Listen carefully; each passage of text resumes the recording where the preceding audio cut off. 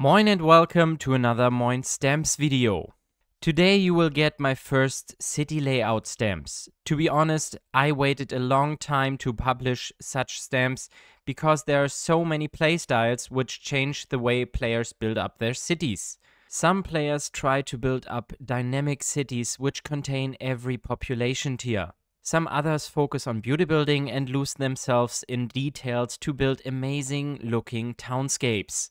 Others just want to hit records and are mostly interested in town hall layouts for investors.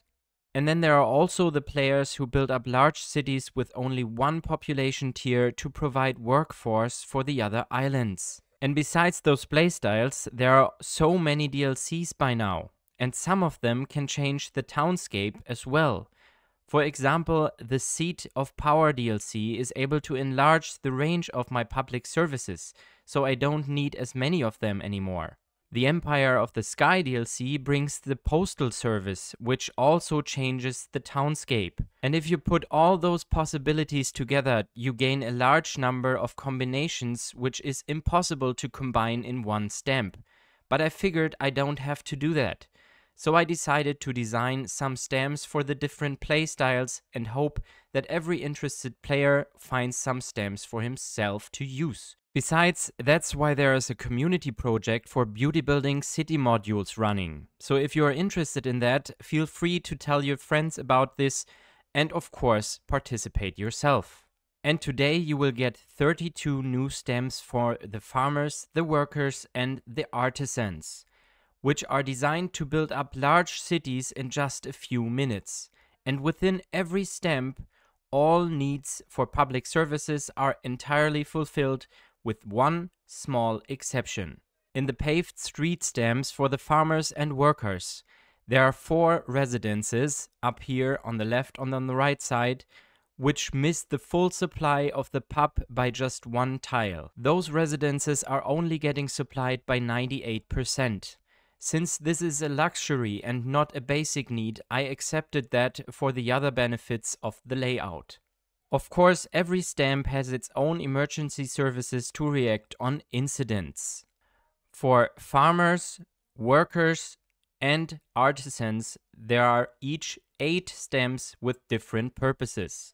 There are always 4 dirt road stamps meant for the early game or small islands, and there are also 4 paved road stamps for bigger cities and islands. For both types of roads, you get a basic stamp, which will only provide the needs for public services. Then you have one stamp with the basic postal service, one stamp with the basic town hall cover, and one stamp with both postal service and town hall cover. Of course, there is no 100% cover for postal services and town halls, because the range cannot overlap and I wanted the stamps to be combinable. But the postal service within the stamps cover at least the half of the residences, so the local mail is fully provided and there is still mail you can transport for other mail types. In this moment, keep in mind that for postal services, workforce is required, so you need to have at least a couple worker residences if you don't have a commuter peer yet. Otherwise, the postal services can't work. Here you can see that some of the services could cover residences outside the stamps. So those stamps are not meant to be perfectly efficient, but they have other big advantages. First, they can string together endlessly. So you can combine those stamps perfectly and every residence is supplied with every need automatically. And second, all stamps with the same street type are compatible.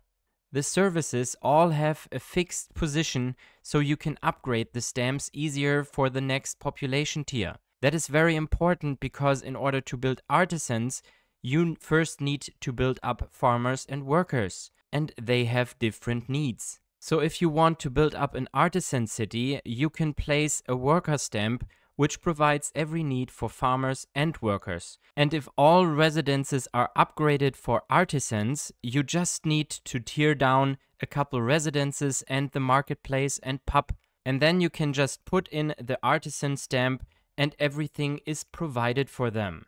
At last, you get 8 stamps for mixed islands. Those stamps supply all three population tiers: the farmers, the workers, and the artisans. These are the least efficient stamps because you have the most public services, but they can be used very flexible if you need all three types of workforce. No matter which stamp you use, with those stamps you can populate an entire island in a couple minutes, and you have just to provide the good based needs. You can download all the new stamps from my Dropbox for free. You will find the link in the description below.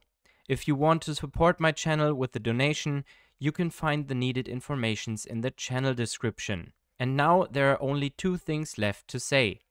Have a nice day and have fun stamping your way.